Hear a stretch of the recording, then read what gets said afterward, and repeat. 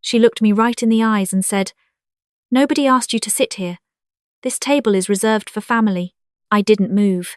I just looked at her, this young woman in a champagne-coloured dress, her hair pinned up like she was already the queen of something, and I thought, you have no idea what you just said. My name is Margaret. I am 63 years old. I raised my son, my Daniel, alone after his father passed when Daniel was 9. I worked double shifts at the hospital for 12 years. I put him through college. I helped him start his business, and I watched him fall in love with a woman who, on the very first night she met me, looked at me like I was taking up space that belonged to someone else. But I'm getting ahead of myself. Let me tell you how we got there. Daniel called me on a Tuesday evening in September. He sounded the way he always does when he's nervous, talking a little too fast, laughing at things that aren't funny. He told me he wanted me to meet someone. He said her name was Brittany. He said she was incredible, that she was smart and driven and made him happier than he'd been in years. He said he wanted us to have dinner together, just the three of us, at Caruso's, the Italian place downtown that his father and I used to go to for anniversaries. I told him I would love that. And I meant it. I want to be clear about something, because I think it matters. I was not walking into that dinner looking for problems. I was not the kind of mother who clutched her son and refused to let go. I wanted Daniel to have a good life. I wanted him to find someone who deserved him. I had already told myself, on the drive over, that I was going to be open, warm, welcoming. Whatever this woman was like, I would give her a real chance. Daniel had told me he hadn't shown Brittany many photos of me. He said they'd mostly connected over video calls with bad lighting, and he'd wanted her first impression to be in person, not from some picture on his phone. At the time, I thought that was sweet. A little old-fashioned, maybe. But sweet. I didn't think about what that would mean later. I arrived at Caruso's about 10 minutes early. It was a cool evening and the restaurant was warm, full of the smell of garlic and candle wax. The hostess showed me to the table Daniel had reserved, a corner booth near the window. I ordered a water and a glass of red, and I waited. They came in together 20 minutes after our reservation time. Daniel was taller than I remembered, or maybe I just always thought that when I hadn't seen him in a while. He looked good. He was wearing a button-down I'd given him for Christmas, which made my heart do that small, quiet thing it does when your child does something that tells you they still love you without saying so. The woman beside him was beautiful. I'll say that honestly. She had that kind of self-assured beauty that fills a room, the way she walked, the way she touched his arm. She was scanning the restaurant as they came toward me, and when her eyes landed on our table, on me sitting there, something shifted in her face. It was small. Most people wouldn't have caught it. But I've been a nurse for 31 years. I know how to read faces. She had been expecting someone else. Daniel hugged me and I held him for a moment longer than I meant to. Then he stepped back and said, "Mom, this is Brittany." He was beaming. That's the only word for it. Brittany extended her hand. Her smile was practiced and smooth. "Nice to meet you," she said. "You too, sweetheart," I said. "I've heard so much about you." She laughed, a short, polite laugh that didn't reach her eyes, and slid into the booth next to Daniel, across from me. The first 30 minutes were fine. We talked about her work. She was in marketing, had recently been promoted, was very proud of it. She talked about herself with the kind of ease that either comes from confidence or from never having been challenged. Daniel looked at her the way a man looks at someone he's trying to convince himself is everything he wants her to be. I ordered the gnocchi. I asked her questions. I tried. Then Daniel excused himself to use the restroom, and everything changed. The moment he was out of earshot, Brittany set down her fork and looked at me. Her whole manner shifted. The polish came off like a coat being unbuttoned. "I want to be up front with you," she said. "Daniel and I are serious. We've talked about a future together, and I think it's important that you understand what that means." I put my own fork down. "I'm listening," I said. Daniel is at a point in his life where he needs to be focused on building something for himself, his own life, his own future, and I think, no offense, that you've been a little too involved. She tilted her head slightly, like she was delivering a kindness. "He's mentioned that you call a lot, that you need things from him, that it takes up a lot of his time and energy." I sat very still, because here's the thing, Daniel had never said any of that to me. I knew it with the certainty that a mother knows her own child. He called me. He was the one who suggested our weekly dinners. He was the one who still came home for every Thanksgiving. Whatever Brittany believed, She had built it out of something other than truth. I don't think that's an accurate picture, I said, keeping my voice steady. She smiled again. That same smooth, practiced smile. I'm sure you don't, she said.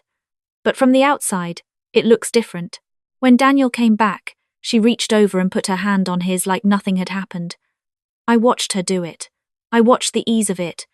And I thought, this woman is very, very good at this. I drove home that night with the windows down, cold air on my face, trying to sort out what I was feeling. It wasn't anger, exactly. It was something more like dread, the slow recognition that something was wrong, not broken yet, but bending. Over the following weeks, I noticed small things. Daniel's calls got shorter. He cancelled our November dinner, then the December one. When I texted him, his responses came back in a few words, where before he would have written a paragraph. I told myself he was busy. I told myself I was being too sensitive. I told myself to give it time. Then in January, my bank called. I want to explain how my account worked, because a viewer asked about this in another story and I think it matters. When Daniel started his business 4 years ago, I added him to my savings account as a secondary holder so he could access funds in an emergency, a real emergency, a medical one, a disaster. I trusted him completely. I never changed that arrangement because it never occurred to me that I would need to. The bank's fraud department flagged 3 withdrawals in December, totaling $11,000. They were made from an ATM in the city where Daniel lived, which is why the flag came late. It wasn't a foreign transaction. But the timing and the amounts were unusual, and a new teller had reviewed the account and decided to call me. I sat at my kitchen table with my reading glasses on and looked at those transactions on my laptop screen for a long time. Daniel had never taken money from that account, not once in 4 years. Not when his first lease fell through and he was sleeping on a friend's couch. Not when his first business client pulled out at the last minute and he was terrified. He had never asked, never taken. $11,000. Withdrawn in December. While Brittany was visiting him. While Brittany was in town. I didn't call Daniel right away. I want to be honest about that. I didn't go to him immediately because part of me was afraid of what he would say. Part of me was afraid he would tell me he had done it, that he had needed the money for something I didn't understand, and then I would have to live with knowing that. I wasn't ready for that yet. Instead, I called his friend Marcus, who had known Daniel since high school and who Daniel trusted with things he didn't always tell me. I called Marcus, and I explained what I had found, and I asked him, as calmly as I could, if he knew anything. Marcus was quiet for a moment. Then he said, "Miss Margaret, I think you need to talk to Daniel, and I think you need to do it soon." "Has something been going on?" I asked. He chose his words carefully. "Brittany has been very interested in Daniel's finances," he said. "She's been asking him a lot of questions. About what he has, what you have. About whether you have a will. What's in it?" Another pause. I told him I didn't think it was normal. He told me I was being paranoid. I thanked Marcus. I hung up the phone. I sat in my kitchen until the sun went down. I called Daniel the next morning. He picked up on the second ring, which surprised me. His voice was warm, the old warmth, the real warmth, and for a second I almost lost my nerve. I told him about the calls from the bank. I told him about the withdrawals. I told him the dates and the amounts. The silence that followed was one of the longest silences I have ever sat inside. "Mom," he finally said. His voice had changed. I haven't touched that account. Not in years. "I know," I said. And I did know. I had known since the moment I opened the laptop.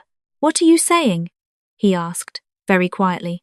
"I'm saying you're the only other person with access. And I'm saying that maybe you should think about who else has had access to your card."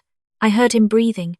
I heard something in the background shift. He was moving, going somewhere more private. "She wouldn't," he said. "Daniel, she wouldn't do that. I need you to look into it," I said. "That's all I'm asking.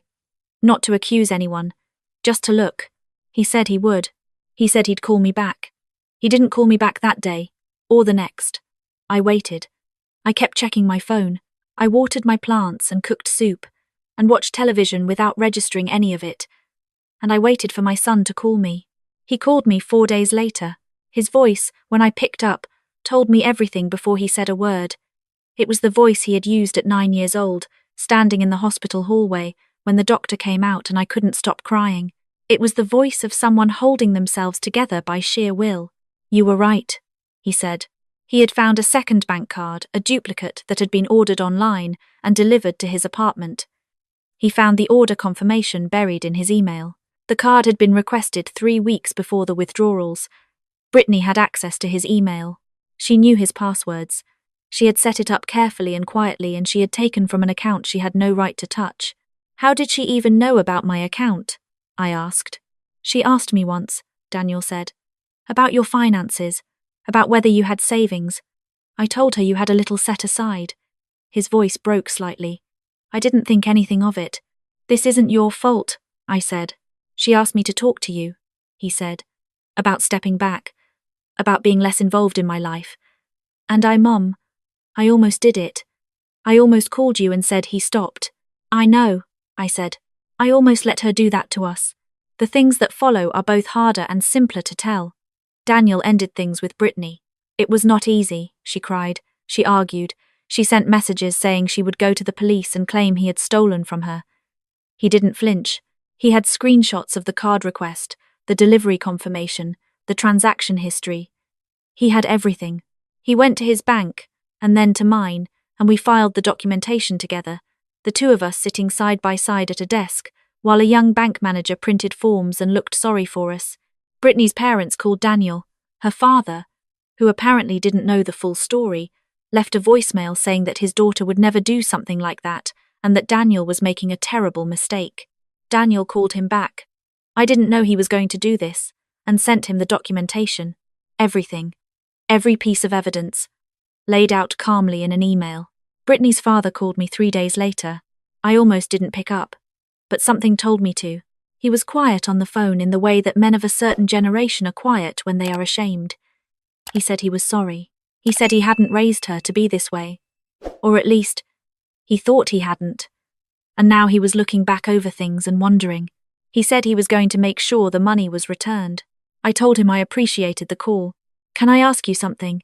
he said, before we hung up. "Of course," I said. "When you met her when she first came to dinner, did you know, right away?" I thought about it honestly. "I didn't know," I said. "But I felt something. I felt that she was looking at me and deciding I wasn't worth the effort of being real." He was quiet again. "I'm sorry," he said. "I'm so sorry." The money came back in full. Every dollar, wired to my account in a single transfer. Daniel never told me exactly how it happened, or whether his father handled it, or whether it came from Brittany herself. And I didn't ask. It came back. That was enough. Daniel drove down to see me on a Saturday in March. He brought flowers, yellow ones, which is what he always brought because he remembered from childhood that yellow flowers in the kitchen made me happy. He stood in my doorway looking a little older than he had at Christmas, and a little younger at the same time, the way people look when they've been through something that stripped something false away from them. We ate dinner together. The real kind, not a restaurant, not a performance. Just my kitchen table, the food I'd been cooking for him his whole life, the sound of the refrigerator humming and the neighbor's dog somewhere outside. He apologized. Not just once, but in layers, the way a real apology works, coming back to it, finding new edges of it, looking at me and trying to make sure I understood the depth of what he was saying. "You don't have to keep apologizing," I told him. "I almost cut you off," he said. "I almost believed her over you. I was starting to. And you never came at me. You never demanded anything or made ultimatums. You just waited. You're my son," I said. Where was I going to go? He laughed, finally. That real laugh, the one that has been the same since he was a little boy. "I want you to know something," he said. "Going forward, I want you to know that I see it now. What you did, what you've always done. I didn't always say thank you in the right ways. You came," I said. "Every time it mattered, you came. That was always enough. We did the dishes together, the way we used to when he was a teenager. Him washing and me drying because his arms were longer and he could reach the back of the sink better. It was a small thing. It was everything. I have thought about Brittany since then. Not with bitterness, or not only with bitterness. Mostly I think about how young she was, how much of what she did came from fear, from whatever she thought she needed to secure. I don't excuse it. Taking money from a woman who worked her whole life to have a small safety net, doing it quietly and carefully, and counting on no one noticing that is not something I can fold into ordinary forgiveness, but I can hold it at a distance. I can understand that someone like that is building walls out of whatever they can find, and the walls will keep crumbling until they decide to stop. I don't know what happened to her after. I don't ask. That chapter is closed. What I do know is this. I am 63 years old, and I have survived things that were harder than a woman who wanted to erase me. I have buried a husband. I have raised a son alone. I have worked night shifts and eaten cold food and done the math 100 times at the kitchen table trying to make numbers work that didn't want to work. I am still here, and my son, my Daniel, who stood in my doorway with yellow flowers and eyes that had grown up a little more than I was ready for, he is still mine. Not in the way that holds too tight, not in the way that frightened Brittany, whatever she thought she saw, but in the way that is real, and quiet, and built out of years. That doesn't wash away. There was one more thing that happened, small but important, that I keep coming back to. A few weeks after Daniel's visit, I was at the grocery store, the ordinary one near my house, not the nice one. I was in the cereal aisle, and an older woman next to me was trying to reach a box on the top shelf. I got it down for her. We smiled at each other. "Thank you," she said. "Nobody ever helps with the top shelf." "I know the feeling," I said. I drove home thinking about that. About how much of life is the top shelf.